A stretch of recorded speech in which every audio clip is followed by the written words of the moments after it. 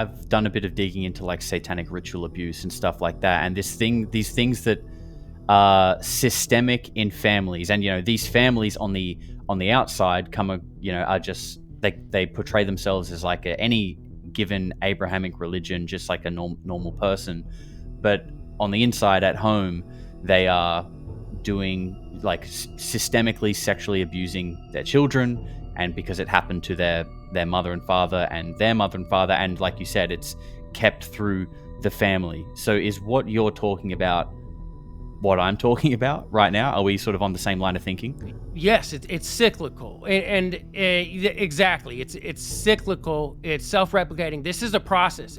You have to understand too. People hear about satanic ritual abuse, and these rituals and this and that, but they don't quite understand what it is. Like, there's a process, there's a map, there's a developmental process, right? Like, they put themselves through this, and there's method to the madness. They're not just doing random rituals, right? Just like, some people have Halloween, some people have Christmas, some people have this. Like, they have their holidays, they have their this, they have that. They have a curriculum. They have a plan, they have an agenda, and they raise themselves up through it. They have their own way of school, right? Yes, they'll send themselves to specific institutions and stuff like that, but I'm talking about like they have a specific way. It's a culture, a religion, all in one, right?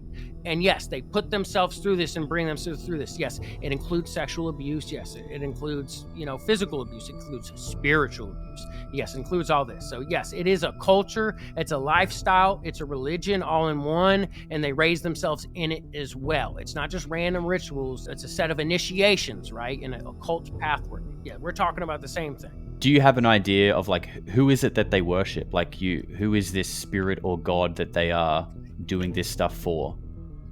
This gets a little dicey because there's many names.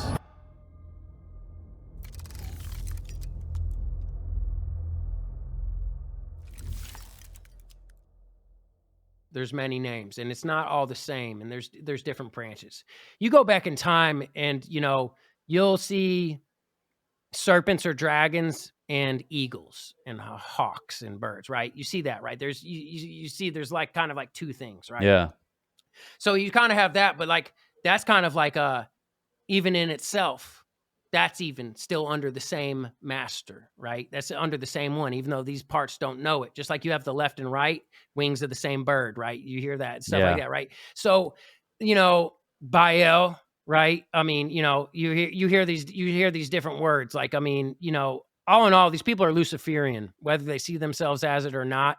Essentially, regardless of all that, whatever word you want to use, like these people, if you get to it, they're kind of Luciferian, right? Like, I mean, who directly are they, are they serving and all that? It really, all in all, here's the thing is it doesn't matter. Second answer would be that wherever they can get power and whatever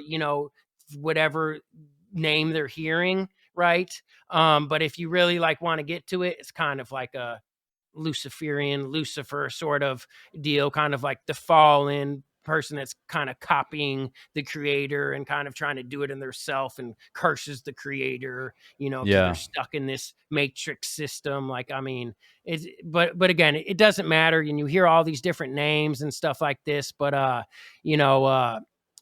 Lucifer, Baal, things like this. That's really what you're going to hear. The majority of these people, whether they use these names or not, that's by large and far what you're dealing with. And, if you're saying that this family and the people involved in this stuff are essentially running the world and at the top end of like these mind control programs, it makes me wonder, because I feel like this current cycle of like disclosure and whistleblowers, it just feels a bit like a dog and pony show. Like, it just feels a little bit, it's something just doesn't feel right about it. So if these people are at the top and they have this control, they have the ability to manipulate and mind control people, and the topic of UFOs and non-human intelligence has been probably one of the most secretive topics for the best part of a century, it makes me wonder, how would they allow these people to come out and speak if they're able to manipulate them, if they're able to mind control them, how would this ever be allowed to happen? Like, it makes me wonder, and I'm curious to know what you think. Like, do you think a lot of these whistleblowers are being manipulated even with their testimony? Like, the testimony and the stories that we are giving is part of a puppet show to keep the public entertained while the existing power structure remains intact and continues doing what it's doing. What do you think about that? So here's the thing is, and one, I want to be clear too, like there's a lot that I do know, right? By no means do I have all the answers, right? So, things obviously get dicey. Now, as far as like things coming out and all that, disclosure was going to happen no matter what. Let's just start there because, all this research and development, all these things that they've made, they want to be able to use it. And especially now with the interconnectivity, everybody having a cell phone, this and that, like not all this can be hid forever. So like, the billionaires that are out here, right? And the, military, things like this, they want to be able to use their fancy flying toys, right? People want to be able to use what was made. Of course, they want it controlled to where they can use it in front of other people. They want justification to rein in the control and all that. And also certain things, if they do release it, like there is legitimate threats to where people can use certain technologies to cause, mass havoc, to real dangerous, right? Like, certain things could be used to kill a bunch of people, right? Like, you have an energy source that could be used to harm a lot of people, right? So like maybe if that gets released, there is aspects of needing to rein in control legitimately, right? But instead of through a healthy culture, they do it through rules and control, right? But anyway, so I mean, I don't think, no, there's obviously things that come out that weren't meant to, okay? No matter what, like, a lot of these people are telling contrived stories on the surface, right? Not that they know this, but a lot of people are like, yes, they were propped up, they were instigated to tell. Does some other stuff come out and are there problems? Of course. You got to understand that the people that are really running this and using these perverse things, they are utilizing principles and secrets of the universe, right? And there's a flow of the universe. And I'll be honest, I'm one of these people like at the bottom of everything and the real power, I believe it's love. I'm going to be first and foremost. I'll tell you that. You hear people say love and light and all that. Well, obviously that doesn't involve covering up crimes against children, right? But like, no, I do believe that's the foremost power. Yeah, but so you have the flow of the universe and they try to route that flow to self-serving. They try to pervert it. They try to invert it and they try to misuse it, right? So that's one of those things to where like you can divert the river into your dam and you can divert the flow of the universe and use it for your own purpose, right? You can divert the flow of the water and make it, water your crops in the village and, right, make a whole system from it. But if that's not really what's meant to happen, eventually that flow is going to even itself out. And when it does, especially if it's been going a while and you've been kind of misusing it and not working in a way that's symbiotic with nature, that's, it's kind of going against the natural flow of things, eventually when it corrects itself, it may be a violent correction, right? And there may be things. So it's kind of one of those things to where these people have been perverting, inverting, misusing, misdirecting the natural flow of things, of these, principles of the universe, of these secrets of the universe. And like, as they're trying to do this, the more and more they do, right? There's little things, there's little cracks that are appearing and there's little flows that are coming through that are starting to correct themselves. And I believe this is a cycle too. There's an ebb and flow. Like they can only, put their finger in so many, little cracks where the water's flowing out, right? Like it's coming no matter what. So yeah, there's things that are coming out that aren't supposed to. But by large and far, disclosure is contrived and was going to happen because they want disclosure coming out on their terms so they can use the things that they made and capitalize on it. You can't keep all that secret forever. And what would be the term? They don't want to keep all this secret. They want to bring it out into the open and use themselves. And they also want to spur this new age, right? That's long been the plan. For sure. And that's actually where I wanted to go next with this, because I wanted to talk about Skywatcher because, there's a whole lot there I think we could talk about. But I think just in relation to what you just said, some really interesting like financial backers of the project, or at least people who are in and around the project. So give me your thoughts. What's going on with Skywatcher?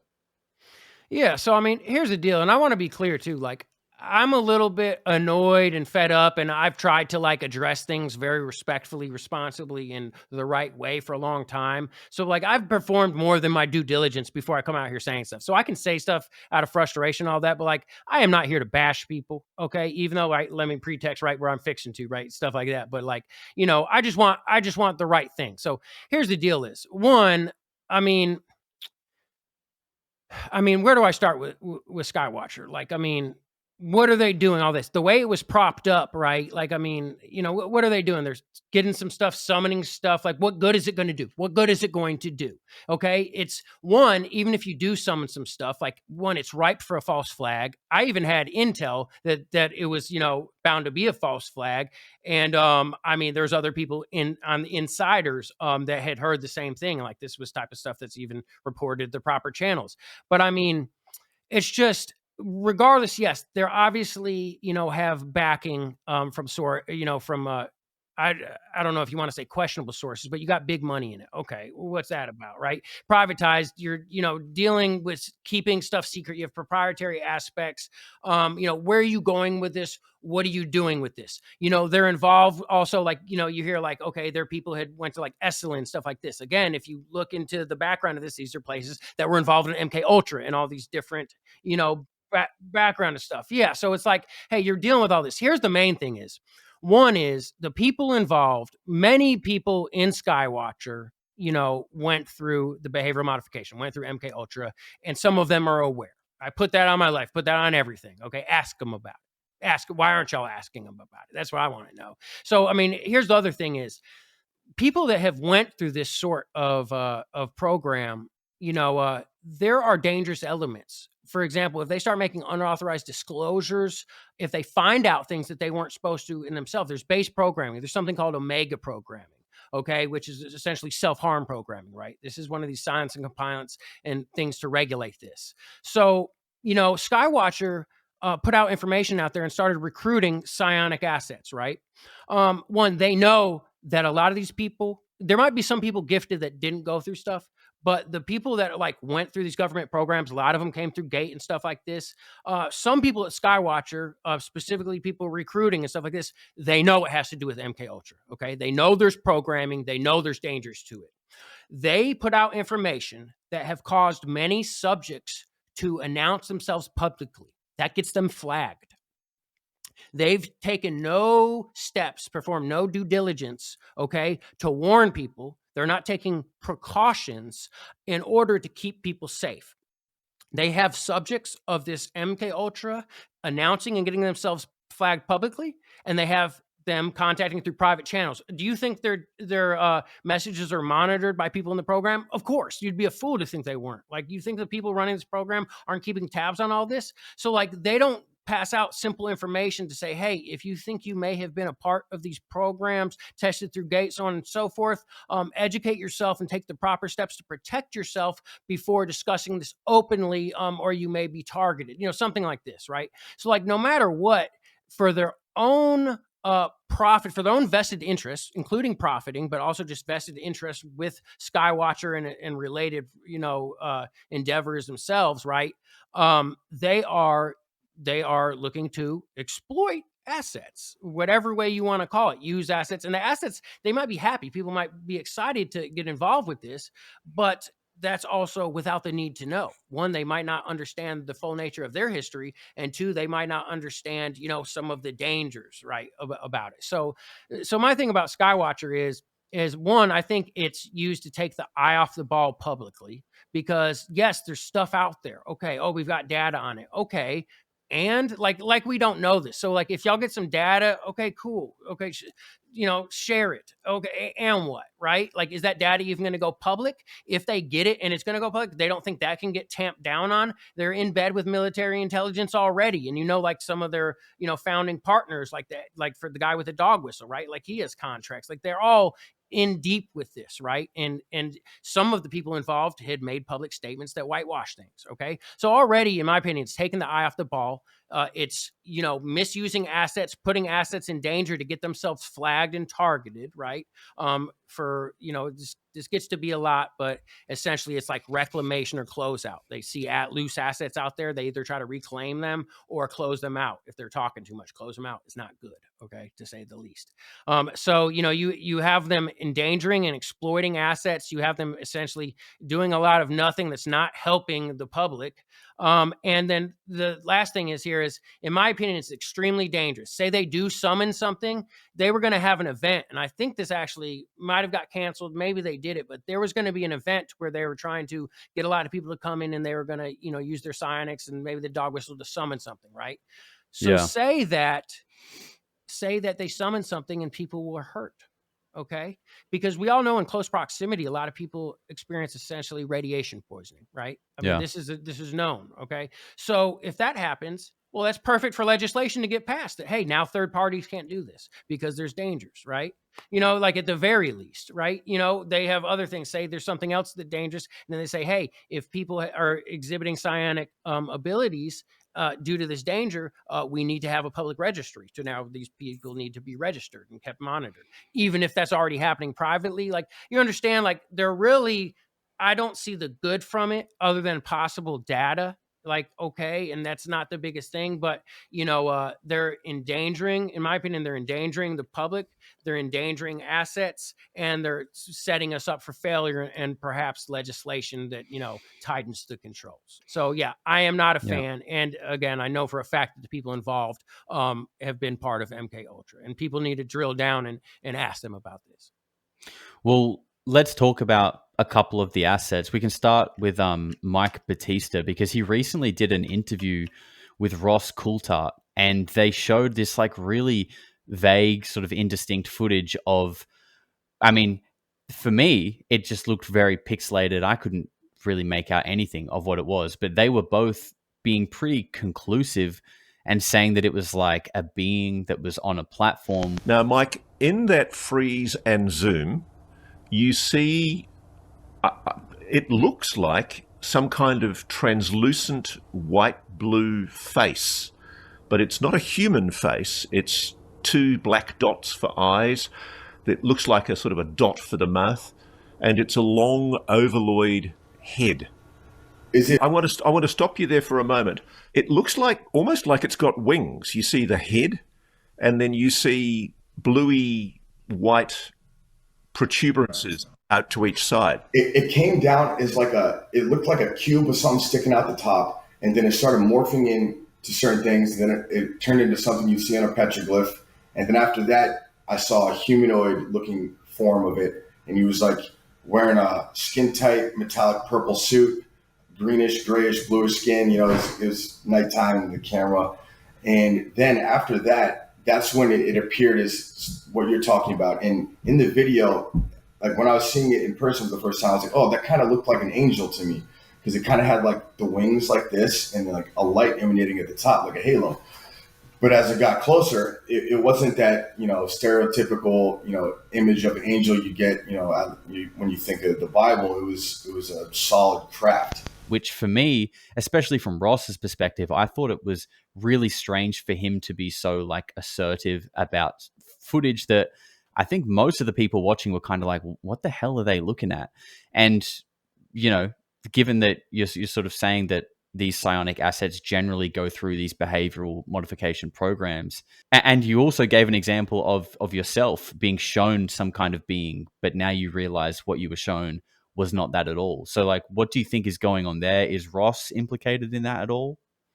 Yeah, so here's the thing is about Batista in general, and I'm sorry for these long-winded things, but let me touch on a few things here. One, again, if you notice Batista, he referenced some things in childhood, including missing time, some marks that he had, stuff like this. Another thing is, just before we get to the exact Batista and Coulthart, right? Just think about this is, with the program, you're trying to keep a wrap on this and all this. We know they have technology, all this. Is it above them to, send in a drone or send something for a little psyop to get, like the number one news reporter journalist about this and the guy out there when they know they're doing an expose, right, to psyop them. No, that's obviously not beyond them, right? So here's the thing is, when it comes to Colt Hart, right, is it a little odd that he was kind of like weighing in on that so much and trying to tell people like what they're seeing when it, it's like, how can you say that from that? I will say this. I know for a fact that Ross has been present to where something was summoned and fried cameras. Okay. They haven't talked about this exact event publicly, but I know that Ross got wowed. Okay. So let's go ahead and say that. And that's changed his paradigm and his perspective. So I think he feels comfortable telling like an equivalent lie, right? Or like propping something up, even if that's not it, because of what he has witnessed and experienced himself, right? So he's already kind of like under, they got him hooked, right? Like they did something that kind of really sold him this idea. So now he feels a bit more comfortable to be a bit more assertive with like outlandish statements. Exactly. Yes. And, which he needs to be careful because if he's doing something about it and then something happens, right, it's going to wildly discredit him. But whatever. I mean, he's talked about all sorts of stuff. I mean, so like what exactly happened with that situation? Well, we don't know. One, Batista said that he was missing time that night, didn't he? So like, who knows what it was? It could have been anything. It could have been absolutely anything, period. Okay. It could have been a drone. It could have been a person in a suit, has a frequency device. Boom, blast him. Could he have been getting blasted with a frequency device that made him complacent, that stimulated his temporal lobe? I mean, we've had this stuff going back decades, so it's absolutely nothing. So like, it's wildly irresponsible to say there's anything because nowadays, knowing that, hey, like this is the foremost front lines of disclosure, if you think that you're not subject to a psyop to where they'd land a drone and hit you with some frequency to basically mess up your mind, like, dude, they're doing this in the war to like crowds, like with the LRAD devices and stuff like this, to these long range acoustic devices. Like they've been blasting people with frequency devices, for a long time. Right. So like, what makes you think that that's not a possibility? They're tunnel visioned because they're so under the spell of this, right? They're not thinking straight. They're not objective. They are caught in hook, line, and sinker. They are under the influence of this. They are infatuated and enamored, and they are tunnel vision with this. They're not able to think objectively, okay? They're not able to even have operational security, let alone an unbiased, real analysis of what they're going through. So I think it's wildly irresponsible. But I couldn't tell you, exactly Ross's train of thought. I don't have a high opinion of him for many reasons already, knowing that he knows about MKUltra and is, milking subjects for information, knowing that he won't report on it and knowing that it destabilizes them. So like, I already have a low opinion of him, but so why is he saying these things? I don't know. He can't be sure of it, so it's ridiculous. And, it's from that footage and everything, we can't draw any real conclusions. I mean, it's ridiculous. Not at all. But it is interesting though, because I'm pretty sure I saw a clip of him speaking at Contact in the Desert. I think it was either this year or last year. And it seemed like he was sort of talking about the fact that he was investigating like child exploitation and that it was a piece that he was working on. But I mean, that was a while ago now, and I've never seen that story come out, and I'm generally pretty up to date with most of the things that he does. Yeah, well, so here's the thing is, he has talked about children in gate and psionic testing, okay? And he has talked about that after a lot of pushing and all that, and he's asking for people to come to him. But what I'm saying is, that's actually dangerous because you have to understand, okay, he's saying, hey, if you were in gate, if you went through this psionic testing, if you were a child that went through this, contact me, okay? But what I'm saying is he knows that this has to do with MKUltra. He also knows that there is what's called base programming. People can be subject to omega programming, which is self-harm. Like, so when he's asking for people to talk to them, he's not willing to report on the actual what's behind it is what I'm saying, okay? He's got this one purview that he's talking about the psionic aspect and all that, but he's not talking about the brainwashing. He's not taking the proper precautions saying, hey, if you had went through this, I recommend learning about this through, dissociative trauma therapy, or, reading into MKUltra and protecting yourself, because unfortunately, if you had been pulled into the program, you may be subject to Omega programming. So knowing that people are putting themselves in danger and they might not even be aware if they give him all this information, he's really in a position to where ethically, if he's milking people for information, knowing he's not even going to report on the brainwashing, he ethically, really needs to be warning people and taking precautions to make sure that there's not auxiliary damage, that there's not collateral damage. I understand he wants information, wants to report on his story, but when you know that people may harm themselves and the trigger for harming themselves may be passing over information, he's holding this information from the people themselves. It's wildly unethical, and people have already been hurt. So it's criminally negligent. When you know people are getting hurt from Omega programming, but you're still milking people for information and taking no steps to warn them or protect them, and not reporting on these pertinent aspects when it really gets into crimes against humanity, we're not just talking about psionic testing for a national security program that may possibly be justified. We're talking about crimes against children and humanity, and we're talking about assets being misused for corrupt purposes, which would render any national security absolutely, illegitimate. So what I'm saying is, yes, he's criminally negligent at best in the way that he is mishandling witnesses, and even telling some witnesses not to speak publicly about certain aspects. Okay, like this goes wildly unethical, and there's a lot more to pull on that there, but I'd leave it there. But yeah, it's messed up what's going on with this. You mentioned with Mike Batista that he sort of had scoop marks on him and missing time, things like that. These things are exactly what people report on when they allegedly have an alien abduction, right? These are the same kind of things. You've already mentioned that they have the ability to positively or negatively hypnotize people to think that they're seeing something that they're not, or that something looks like something else. There's a guy, Robert Dean, old military dude, who has spoken about military abductions. Even Stephen Greer has been pretty public in saying that they're all military, and that the whole alien thing is a psyop, which is a really hard thing to swallow. I mean, like to think that every alien abduction case is actually United States military, at least in the West, and that the whole alien thing is some kind of mind control. That's a tough thing to swallow. But when you tell me about your experience, when we look at Mike Batista as an example with the scoop marks, the missing time, these are all characteristics that exactly align with what people call an alien abduction. But the fact that this could all be military stuff is it's tough to swallow. I'm not saying I don't believe it, but like it's pretty mind-blowing. Imagine if you came out of these programs, okay? Imagine if for the past decade that you have been networking with dissociative trauma therapists, which is where a lot of these subjects surface, right? And you hear that people that have only been in therapy, like new to therapy or for a couple years, typically are going to therapy and talking about alien abductions and stuff like this. And you have thousands of patients just nationwide, not even going worldwide, that, you're talking to, over 100 therapists and specialists and related, right?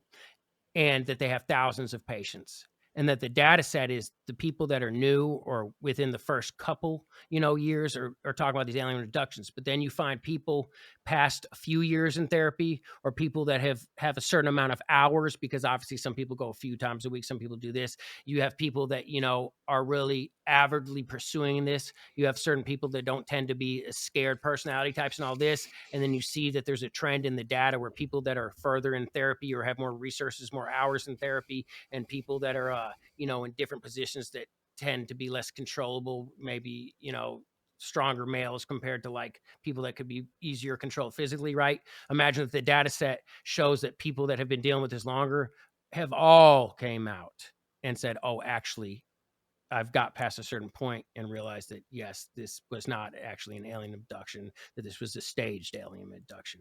And that's actually the result. So you go into the actual data sets where these subjects are that are actually treating themselves, and you start to see a picture painted of people that are actually dealing with this, right, with specific dissociative trauma protocols, right, which, you know, there's dissociative trauma therapy, and then there's everything else that people do, right? So imagine, you know, that to be the truth, one, from coming out of it yourself, and then two, you know, getting the data sets from dealing with where these subjects surface and the specialists in the field, right? And again, defectors from the program. And then you see everybody out here just spending endless hours, spending endless time pursuing this, wondering about it, talking about it. You see people earnestly and even frantically searching for the truth, and just even desperately. And you see all these podcasts, and you see all these talk shows, and you see the journalists talking about it, and you see, you know, now on TV they're having the hearings, but the stage abductions is left out. Do you know how bad it hurts to see people doing this? This is terrible. It's terrible. Okay. I mean, you know, I know it's hard to I guess swallow from your end, but the thing is if you go looking to see like where people that actually deal, because if you have missing time and you're dealing with this, like no matter what, there's a level of disassociation, right? You're dealing with dissociative amnesia, dissociative fugue state, dissociation. You know, if you go to where like that's treated in the actual like state of the art modalities, and, you know, like actually how this is addressed, and you find the groups that are actually addressing this, and then you find people that have came out of this program and are actually talking about it, right? That information is out there. Nobody has to listen to one person. Like there's a wealth of data out there, and it's covered up. You need to know that like in the 90s this was coming out. Okay. And then like there was a whole thing against therapists helping, and there was a whole campaign. They're losing their licenses. They're getting attacked. They used a couple bad cases that they promoted and then smeared the rest and attacked the rest by proxy, right? They made a couple examples. The information is out there. Nobody has to listen to one person. Nobody has to listen to two people.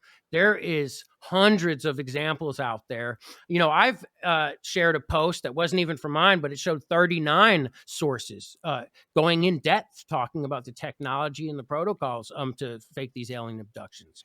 Yeah, it's scary stuff, and it is devastating to see what the public's been shown. Y'all only know what you've been shown, and, you know, only know what's out there, and you have decades of just examples and movies and just information that even if you don't believe it, it affects your subconscious. It's just, you see it, so you don't know what to think. But yeah, I mean, this stuff is staged heavily. That's what's going on. It's a massive, massive, massive thing to where passively, you know, the world is getting, you know, affected by it through propaganda and light brainwashing passively, but then direct subjects are, and then, you know, certain subjects and certain information is promoted, and it's a top-down approach. And that's what's being fed to the public. But no, this is contrived. It's themed brainwashing. And yeah, this is a contrived situation, and you can get out there and really dig in. And if you go looking, and I'm not just saying, oh yeah, you're going to find what you're looking for, but I'm saying if you like really look at this unbiased and like, again, see like where this sort of thing's actually treated in dissociative trauma therapy and so on and so forth, yeah, you'll find everything that you need to know. And again, like the stuff's out there. It's devastating to see this, you know, once you've came out of it, once you've dealt with subjects. I've caseworked for the past decade with people individually. I've personally dealt with hundreds of people personally. You know, I've reviewed thousands of cases, you know, and again, I'm in a network with people that do like, you know, I'm 100% certain. Yeah, this is what's going on. There's stage abductions. There's many different ways they do it, and it's absolutely devastating. I'm not saying that there's nothing legitimate out there, period, but I mean, it's, you know, this is contrived. I mean, it's crazy to me. Like earlier in the year, we had the Colonel John Blitch do the News Nation interview as well, and he, you know, was just candidly talking about having a 7-foot praying mantis biting at his face, which is obviously such a wild thing to hear. But then on the other hand, you know, this guy was in charge of launching nukes. He's a Delta Force operator, you know, like he's a top level guy. So on one hand, and, you know, like in the whole CIA, TTSA movement, we got people like Jim Semivan, there are others there, John Ramirez. You've got this collection of people who are very high up in the government who all seem to have had some kind of interaction with at least what they're perceiving to be as a non-human intelligence. So it's like, why is that? It seems at the very least, the people in these high levels of the government or the military are being manipulated. They're being either used to tell a story, or they're being manipulated themselves. And, it makes me wonder if, again, going back to the whole idea that this propaganda brainwashing program is threaded through so many elements of society. I think we often look at, say, movies like Close Encounters of the Third Kind, E.T., insert any alien movie over the last half a century. We often look at that as like, oh, they're leaking out the truth, that they're putting in little bits of the truth in the fiction. But after, in this conversation, the things that come to my mind is that, are they actually planting an idea in your mind of what's actually happening to kind of reinforce these staged alien abductions? So rather than trying to tell you what's happening through these movies, they're giving you like a false narrative. So when people are having these experiences, everyone points to the movie rather than the reality, or dig into the reality of the situation, because they already have like a suggested answer in the form of a movie of what could be happening to these people. Yeah. I mean, it's upsetting, and I'm not trying to badmouth people. And I gotta say this about Blitch, like, Delta Force, right? And nuclear programs. This is prime material for people going through this conditioning. And people have to understand too. You have all these high up people that are going through this. Okay, and I'm sorry for separating this a little bit about the movie stuff, right? But the thing is that, like, people that are in highly sensitive programs, they're prime material for this conditioning, because first and foremost, it's for silence and compliance just for the programs. Like, forget the alien stuff for a second, right? Like, that's a whole nother thing. But like, people have went through this conditioning, right? And it's so extreme that if people find out they went through this conditioning, they're going to be disillusioned with their government. They're not going to be okay with it. Okay. Oh, they just had to do this to me to protect the secrets. No, they're going to be disgruntled. They're going to have a morale injury, which is what it would be called in the services, right? Like, it's going to be bad. Okay. And, you see what their story is and all that. And it's just like, the information that they're putting out, it's feeding into a narrative that benefits the government and does not benefit humanity. I'm sorry. And it's just, these people are like, oh yes. And I later found out this was an NHI craft and this and that. Like, it's circular reporting, and these people all reinforce their own programming and stuff like this. And then, you see it in the movie. Like, I mean, the thing is, there's simultaneous agendas, and there's even some warring agendas taking place at once, but you see stuff in the movie, and it can be, you can look at it different ways to be like, oh, these people saw this in a movie. Or you can be like, it's the movie's kind of like prepping the populace for like how to take this and like an imagery to put it, and then be like, oh, okay, that does make sense. Oh yeah, they're making the movie about real things. Like, there's different ways to look at it. But long story short is that either way, regardless, like, there is some reinforcement from what people are seeing in films and what these stories are, and this theme to brainwashing. And the movies even help reinforce the brainwashing that these people went through, because, they're just seeing it and it's affecting them in the back of their mind. I'm sorry, it is horrible what's going on. And it's so upsetting to see these people so sure and so invested in it, and then them being praised and positively reinforced for saying this. And it's just, like, I mean, what's going on? Did these people never dig into behavioral modification? Like, it's just, it's just, I don't know. This is terribly frightening to me, how far this has gone without pushback. Yeah. Well, another one who's been speaking out very recently, actually did a video on X, is Jordan Jozak, another one of the Skywatcher psionic assets. But he also did an article on, I believe it's your partner's Substack, back in 2024, under the name Martin, which he still does go by on X, I'm pretty sure. And he talked about his time going through the GATE program, doing psychic consciousness training. He spoke about non-human intelligence being a higher density consciousness rather than like the physical beings that we were talking about earlier. And that one component of the phenomenon is actually us from the future or some kind of parallel timeline. Pretty wild article. I'll make sure I leave it linked below if anyone wants to check it out. But if this is the case, like, it really does feel like Skywatcher, pretty much from the very beginning, like, what were they talking about when they said their mission is to land a craft? Like you said earlier, like, what is that actually going to do, and what does that have to do with the bigger picture? It kind of feels like they're trying to make people look over here with all of this mystery and wonder when they already have the answers and they're over here. And it's got nothing to do, well, the craft isn't the important part, is sort of what I'm getting at. And that's kind of what Jordan Jozak was getting at in his recent video as well. Yeah. I mean, and with what he put out in that article about consciousness and about, the exploration and stuff like that, I'm not disputing that.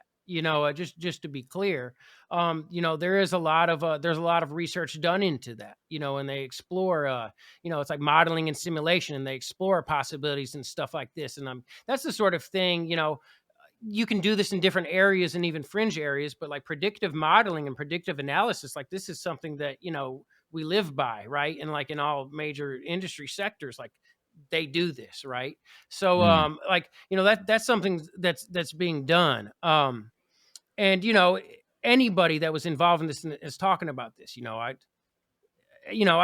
don't know what to tell people, but there's questions that people need to be asking about this when people say that they're in this. It's pertinent, and I mean, there's some things I want to say, some things I don't want to say, but again, yeah, what is Skywatcher doing? Again, I'll stress that Skywatcher knows that assets are brainwashed, and they know it's not just from Gate. Okay, like a lot of these people are pre-selected.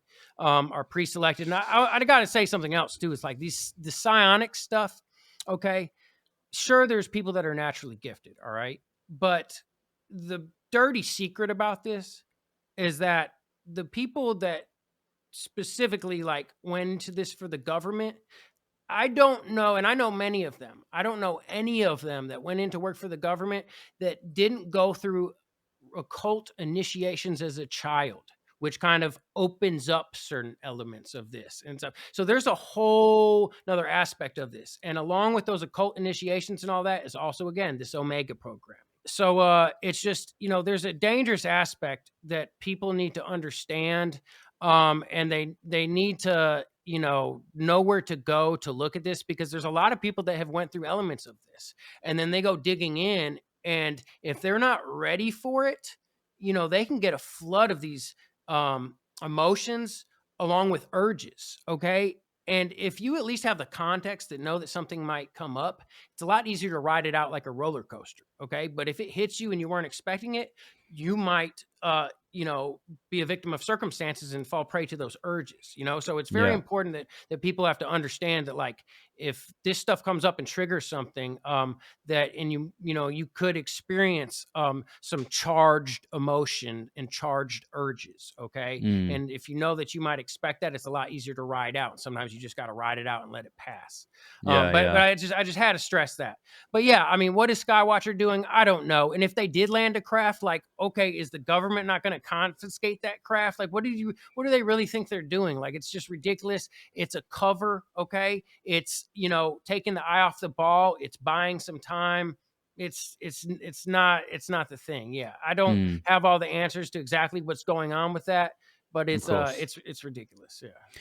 Yeah. I mean, it makes sense to me why disclosure or this process of it is so complicated and sort of seemingly going nowhere when you realize that a lot of it seems to be very tightly intertwined with the exploitation and abuse of children kind of being like a key part of it. Like, it makes a lot of sense why it's so heavily covered up and why the process seems to just go around and around in circles, really going nowhere. Yeah. I think we should circle back to where we were at the start now. And if you don't mind, just quickly talking about what happened with the whole Sean Ryan producer and the Cybertruck bomber. So from my understanding, you reached out to just the Sean Ryan show prior to the Cybertruck bomber thing is just when I found out about it, but this sort of happened before that. Way before, yeah. Yeah. I mean, this is just kind of how I found out about it. You reached out to the producer, basically just trying to plead your case and get your work and your story. out there, and you sort of sent him a little bit of information. I'll overlay the tweets again so people can see. But when you did that, the producer was kind of like shocked and replied saying like, I think this happened to me. I think I'm a victim. So, and this guy's no longer with the Sean Ryan show since then. So can you maybe explain sort of what happened there? Yeah, absolutely. So just to be clear, Sean Ryan lived right up the road from where I was living, right? This is when I was in Tennessee. I'm no longer in Tennessee. Okay. So, I knew some people in his circle. Okay. I knew some people that were on his show, so on and so forth. Right. I already knew some information, just period. So I was kind of feeling out the waters and really trying to get an audience with Sean without like popping up and then it being like a weird, oh, this guy's a fan, or, who knows what you might think, but you don't want to be, especially if you're like getting to the famous part, you don't want to be like bombarded by some random person that gets you and like tells you were brainwashed, right? Like that's not a good thing. And also just in case it gets combative, like I didn't want to pop up on them. So anyways, and I'm trying to get the word out anyways. So yeah, I had reached out. This is when I decided to go back public. I had reached out and was like, hey, I'm not sure if you want to get into the weeds of this, but actually, I know some people that know Sean too, blah, blah, blah, blah, blah. It's like, hey, I was brought up in this clandestine program, blah, blah, blah, blah. So the person, essentially, I sent them this spiel about it. And the person was like, I think this happened to me, and I was like, oh my God. And then, basically was listening to him and going back and forth. And you'll see, you can see, because I only released some of the messages, but you can see they talk about code green. That's Omega. That's Omega programming. And they talked about almost offing themselves, because this is what happens. If certain aspects come up, basically that's the solution. It's called a fail safe, right? There's different things. There's gamma, there's Omega. Gamma is the first step, which is basically kind of like makes the disclosure confused. It might make you remember aliens out of context. So instead of talking about the crimes and the pertinent aspects, you get sidetracked about some stuff that just blew your mind and start talking about aliens, right? Confuse the disclosure. It could either discredit you or just make the whole situation taboo and just kind of knock you off course, right? If that doesn't work, then what's the next step? It kicks in Omega, self-harm, suicide, right? Which again seems like what happened to the Cybertruck guy. Yeah, and just to interrupt quickly, because it just popped into my head, that is something that Dylan Borland mentioned in the same interview, right? That he would wake up and suddenly be having these thoughts of wanting to kill himself. Oh, absolutely. And people need to know, too. I actually have posted a video where I explain this specifically. Dylan Bourne talked about he woke up in the middle of the night with an urge. And I woke up in the middle of the night while on this medication. And the best way I can describe it is, you need to relieve yourself to go to the bathroom or you're thirsty. It's a physical response. I woke up in the middle of the night and the physical response in my brain was commit suicide. I freaked out, rightfully so. Something I will never do is commit suicide. I'm a Roman Catholic. It is against my religion to do so. I contacted the VA. I went to the VA on the police's, again, all documented. And the VA psychologist, who was a CIA employee of all things, or was, said, oh, this is common. You need to increase your dose. The psychiatrist, you have his name. Yeah. He was made aware. He filed a complaint on my behalf. He found out there was a team dedicated to me at the VA, and he filed a complaint against that team. He was told that nothing's going to change, that I answer them. And he told me verbatim, he said, Dylan, you need to do everything in your power to live through this. What they are doing to you is wrong. Do not trust any of these doctors. There is something very wrong with what is being done to you. And keep in mind, this whole time this is happening, I'm over at BAE. And he resigned. Okay. So Omega programming's twofold.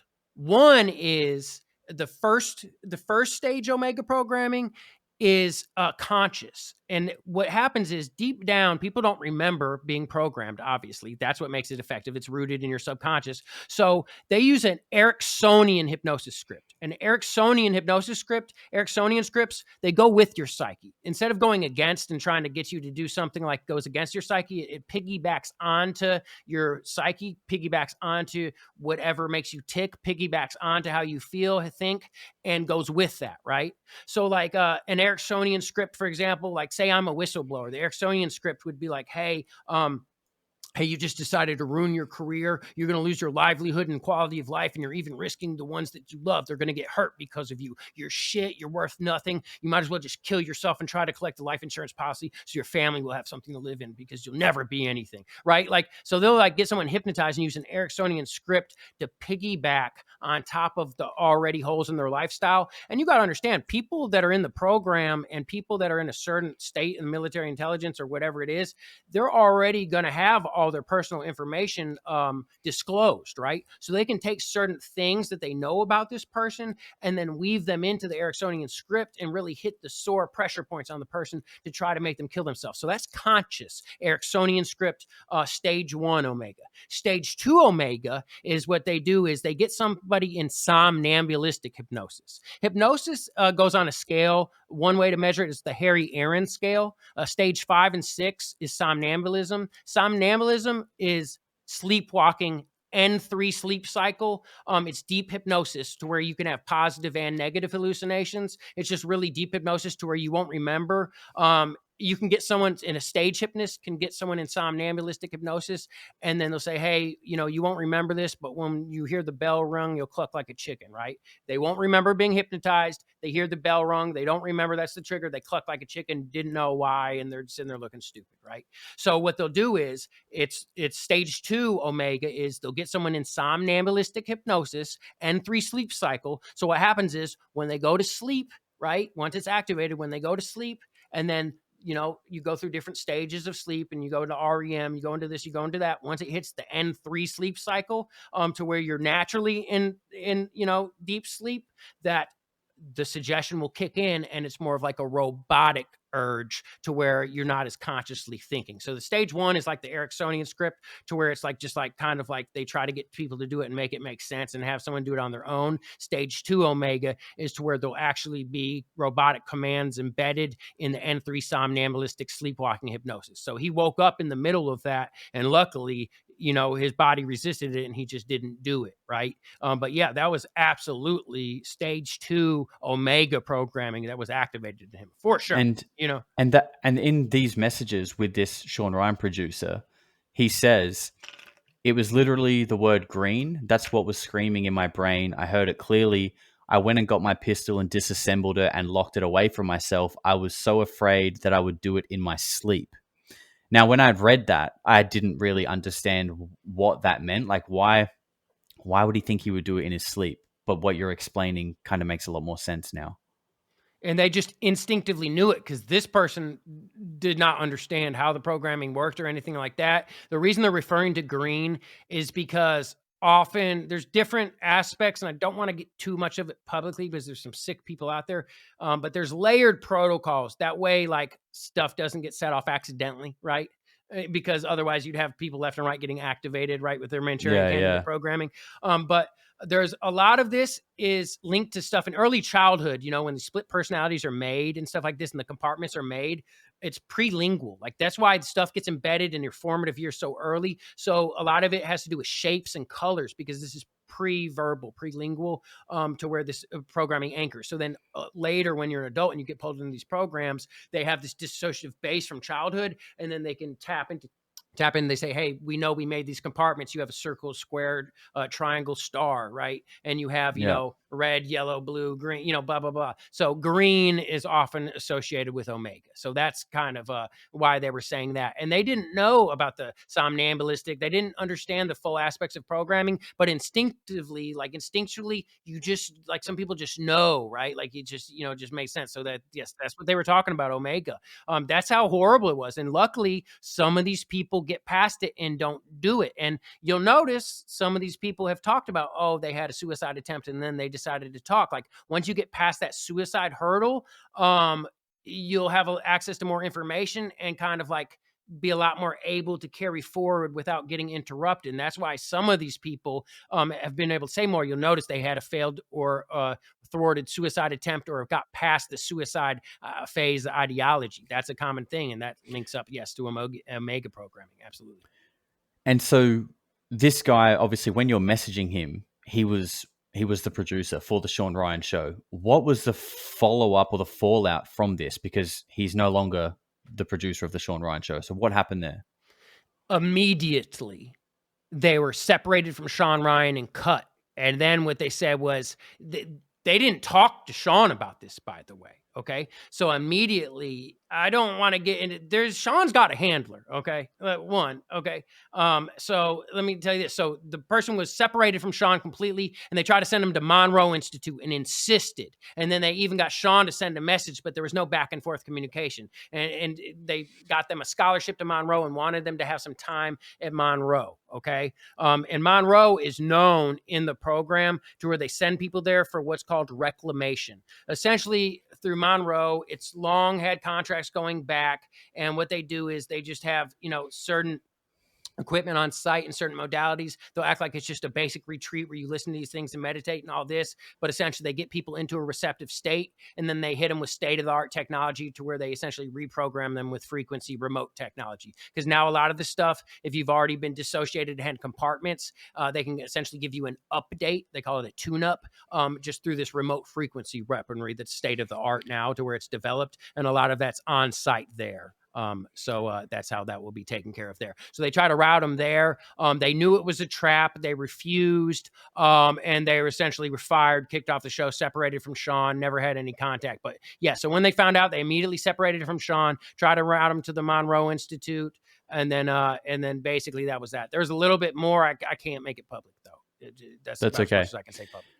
That's okay. I might actually just ask a couple of questions, because this is something I've wondered about, and I've done quite a few of the Gateway tapes. I actually did one of them last night. But they do seemingly have like a positive effect. They can have quite a profound effect. But I've absolutely wondered, and I still do, a part of me still does wonder, like, how do we know that this technology doesn't have an ulterior motive or an ulterior purpose? What are your thoughts on the Gateway process? Like, is it inherently bad or inherently good, or can it be used for either? Like, what are your thoughts? Okay, so here's the thing is, there's two aspects here, right? So there definitely is, you have the, whatever you want to call it, binaural, like there's the different things, frequencies in each air splits, it gets you into that brainwave state, right? Hemisync is their patented thing, but it's not just a split frequency. It's not just that you have, 10 here, 20 here, and it splits the difference and it's 15 in your brain. Like, that's kind of how technically it works. They're not just doing that, by the way. What they're doing is split frequencies, but they're actually take brainwave patterns from other people and then play that back. It's moved into it. It's called, I'm trying to remember the exact term for it. It is, God, I'd have to see it, but there's a term for it. I can't remember it off the top of my head, but it's when they mix brainwave frequencies. So essentially, like, just so you know, in some of them, they took someone that actually like had the propensity for psychic stuff, measured their brainwaves when they're in that state, and then they play it back. And then essentially, like, if you kind of have like the same hardware right in your brain and you have that ability, since you find like, you have the meditative guru master that's already there, when they play that, it kind of makes you sync up with it and it gets you quicker. Interesting. So it's not just splitting the difference, right? It's not just splitting the difference in there. It's called, so you think it can potentially enhance someone's psychic ability if they're sort of already predisposed to having that? Well, yes, and I wish I could remember the name for it. I've wrote about some of this, but here's the thing: is so if you find it, you can just send it to me, and I'll put it up on the show. It's heterodyning. Okay, well, you got heterodyning, which is kind of like one of the terms for it, which is just like mixing brain signals with an artificial and like an organic signal, right? Okay. So you can dig in the patent and see some of this too. So here's the thing is the patents have changed over time too. So there's two things. One is, they have some organic and then artificial brainwaves that, are made you kind of tune and get in that state, right? So that can be very effective, right? Then you also have the guides that kind of take age-old, like basic methods that are used, like, in occult pathwork or different things, and they've kind of switched it to scientific nomenclature. Like, these are age-old practices that have been repackaged just with scientific terminology, and that makes people a lot easier to get into it. Like, you kind of lets your right brain really get immersed into it without your left brain without your left brain interfering, right? It kind of like Yep. some people will get hung up on terms. So by being explained scientifically, it will satiate your left brain while it lets your right brain do the work, right? And then obviously they get synchronized and they work together. Because some people stumble and like they're their own biggest obstacle, if that makes sense. For sure. Right? For sure. That's why there's like different protocols. For example, in remote viewing, it's to eliminate that noise from that one side, just lets it do the work, right? But Yep. so here's the deal is, like on its face, right, there is no good or bad, right? And they can be very effective. But here's the thing is that mixed in with this is essentially specific frequencies that they know, one, like that the large chunk of the populace will kind of like, mesh with good. But two is it essentially creates a backdoor opening to allow them to piggyback and insert frequencies easier. That's what it is. It allows them to have a backdoor easier in order to get in and tamper with their technology. That's what it does. So like it unfortunately can be used as a Trojan horse of sorts, and allows them to, get in the mix and get in your head with stuff easier. So there is inherent danger specifically to using those gateway tapes and stuff like that. It's a very unfortunate thing, especially because the terminology and the courses are so effective and stuff like this. I strongly would recommend finding alternative, brainwave sort of, methods and alternative courses, just because of the dangers and the openings that are inherent to Monroe Institute stuff. It's just it's one of those really unfortunate things, man. But yeah, they essentially have like backdoor, specific frequency stuff that's built into it, that's made for opening and can make people more susceptible to some of these piggybacked terms, and it widely assists in their targeting of people and running these programs. Damn, that is wild. Yeah. Well, I guess let's just circle back just quickly to Sean Ryan himself. And, you can speak as much as you comfortably. Like, this isn't meant to be like a hit piece or anything like that. Yeah, sure. But you sort of mentioned that he has a handler. And, you're not the only one that's kind of alluded to the idea that, he's controlled or something like that. But he has spoken pretty openly about his going through depression, using ibogaine to overcome it. And obviously depression is unfortunately, common for a multitude of reasons. But do you think that's potentially got something to do with like going through these same programs that you're talking about, like behavioral modification? What, Sean's depression? Well, like it is. Well, I know ibogaine is a pretty unique psychedelic drug that's used to treat like severe mental trauma. Mm-hmm. So I was wondering, is there like, given that he has a handler, to me that sounds like he's potentially tied into some kind of program. I don't know. Is it behavioral modification? Is that sort of what you were alluding to? Oh, I mean, Sean 100% is an asset. This is beyond a shadow of a doubt. People need to understand, one is, if you have your number one show that targets a military-age male demographic, do you think that the powers that be aren't going to want their hands on that, right? Another thing is you have to understand, so like Tier 1 operatives, Sean was a former Tier 1 operative. I'm not sure if you know what Tier 1 is, but it's like our highest trained military personnel, biggest budgets go to them, SEAL Team 6, Delta Force, things like this. So, there's already like these people, again, they're be on very sensitive missions. They have classified information that they can't leak. It could cause damage to national security. They need to be in the frame of mind to be as efficient and as capable as possible, right? You don't want interference. They might be dealing with very expensive equipment, right? It's very high priority, very, very important stuff. So like these people are typically go through some sort of conditioning, whether it's full-blown Manchurian candidate level behavior modification or whether it's just strict mental conditioning. I mean, part of the whole selection and training process is mental conditioning, right? And it happens on a spectrum. But then some of these people actually are full-blown Manchurian candidates.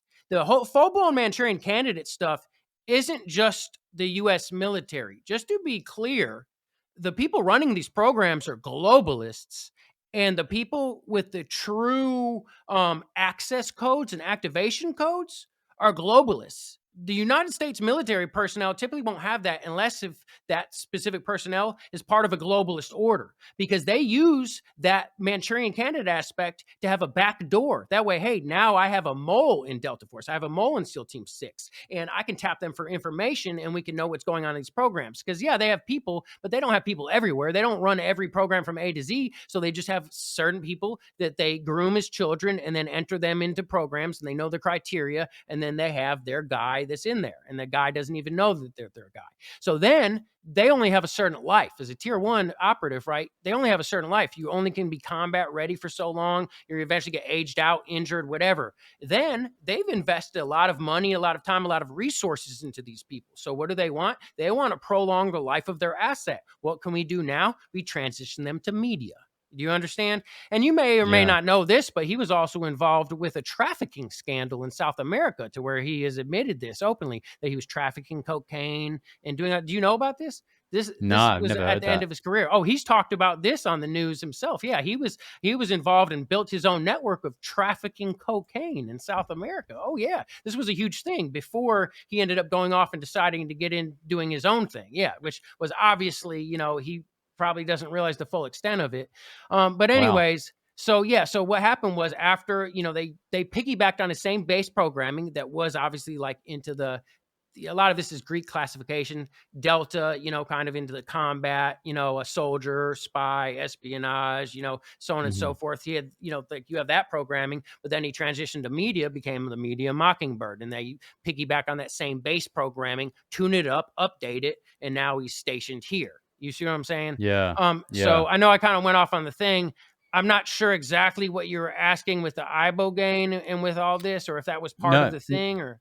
No. You pretty much answered the question. The ibogaine was purely just a reference point to highlight that he had been through significant mental trauma, which aligns with kind of everything you've spoken about with going through these behavioral modification programs. It could also, and to be devil's advocate, could also just be with any combat of course. Soldier, especially transitioning PTSD. from a combat lifestyle to normal civilian lifestyle. It's hard not to feel useless. You don't know what to do. It's, mind fuck. So.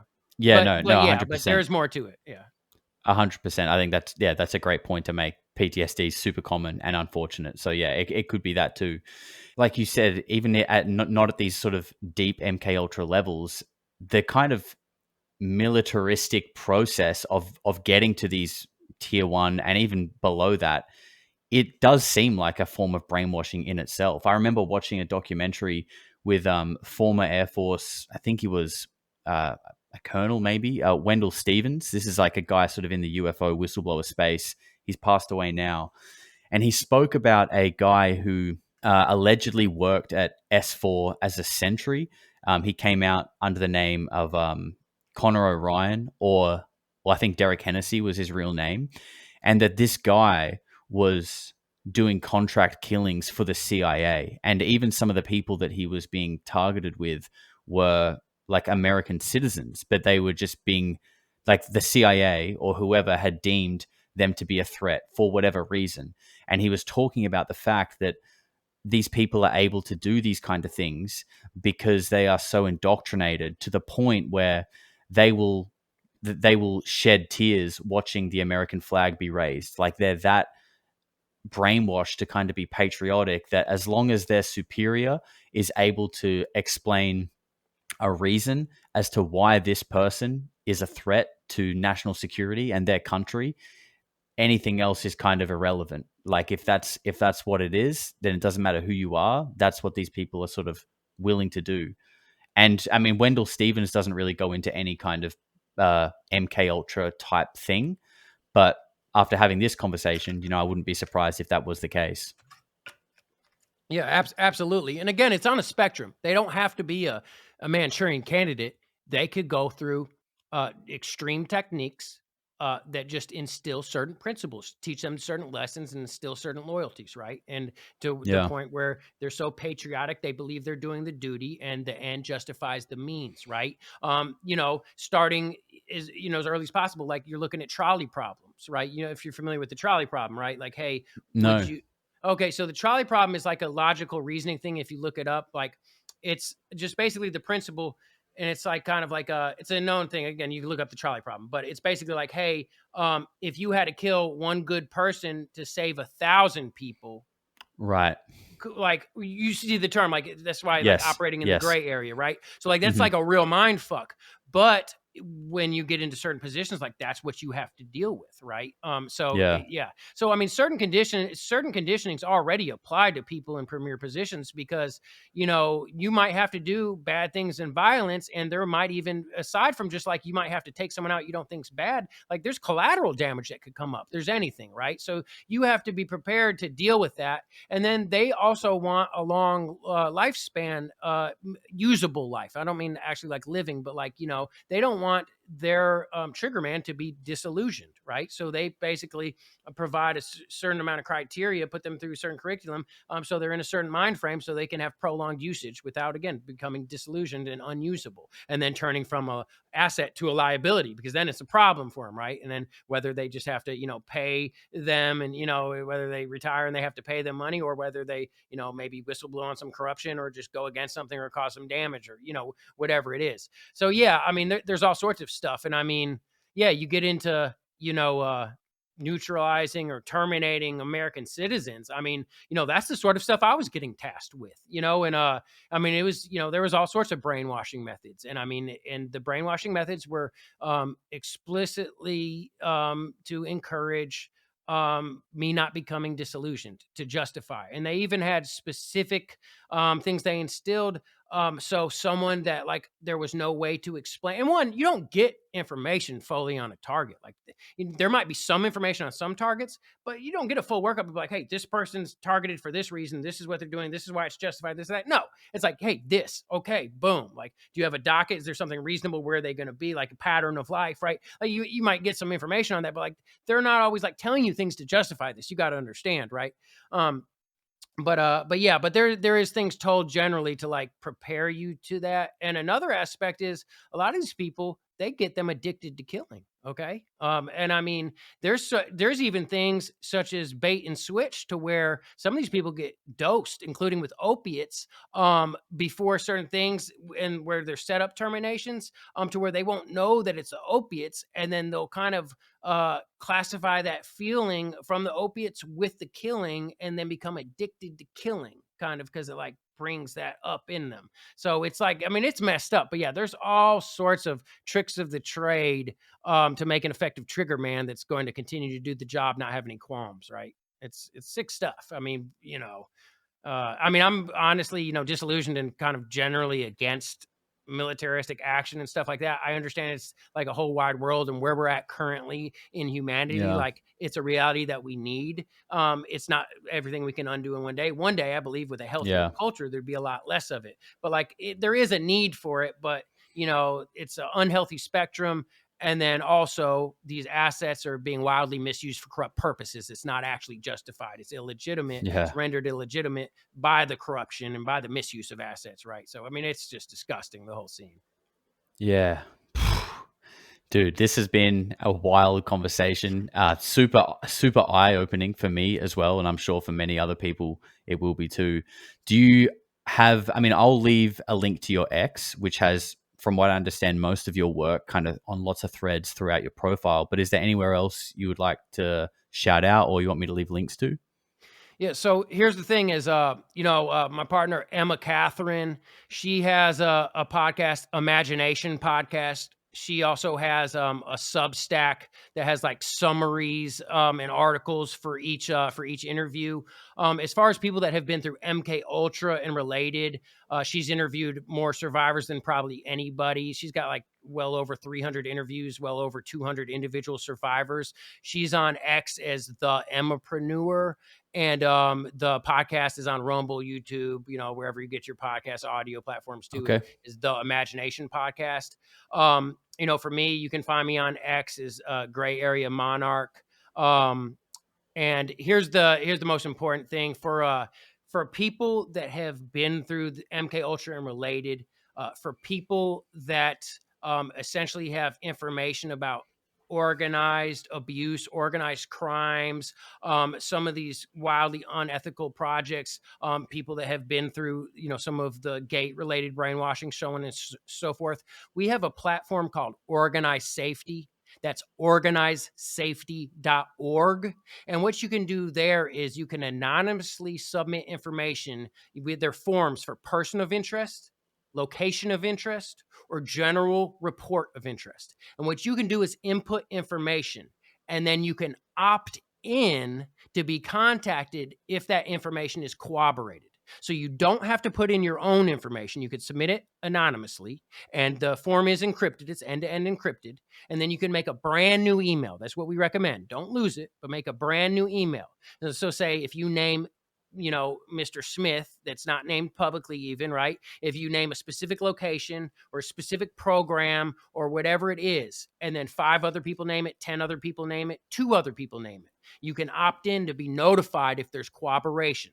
So again, you don't have to disclose your identity, right? You submit the information, and then if there's cooperation, you can be notified. So just so there's not a paper trail and it doesn't lead back to you, just make a brand new email and don't lose it. So yeah, we're asking for, survivors, experiencers, whistleblowers. If you have information that's pertinent, organizesafety.org. And we've been running this privately well over a decade with other insiders, defectors, survivors, whistleblowers that have been doing this for 3. We've got a wealth of information up. One, it unites people that have experienced some of the same thing as safely and as effectively as possible. It's working towards building up blind preponderance of evidence for civil suits, is on burden of proof for criminal cases. But also it's just helping us paint the full picture of the network and gain a better understanding, because we are in touch with the proper channels. And although the system is severely flawed and there's a lot of compromised areas, this is allowing us to network and build information as safely as possible and as effectively as possible to present to the proper channels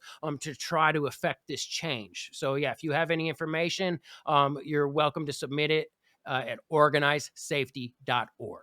All right, man. Well, I'll make sure I leave that linked below. I'll leave your partner's podcasts and Substack, and also your X. So everything will be there for people that need to go and check that out. But I appreciate your time and for coming on today. Thank you, sir. Appreciate you. Eventually people are going to say, what the hell is going on? No matter how far you go into the dark, when you flip, you go exactly the same place to the light in our galaxy. Everything. Because everything is in balance. Everything is a polarity. I think it's just going to get weirder and weirder and weirder, and finally it's going to be so weird that people are going to have to talk about how weird it is.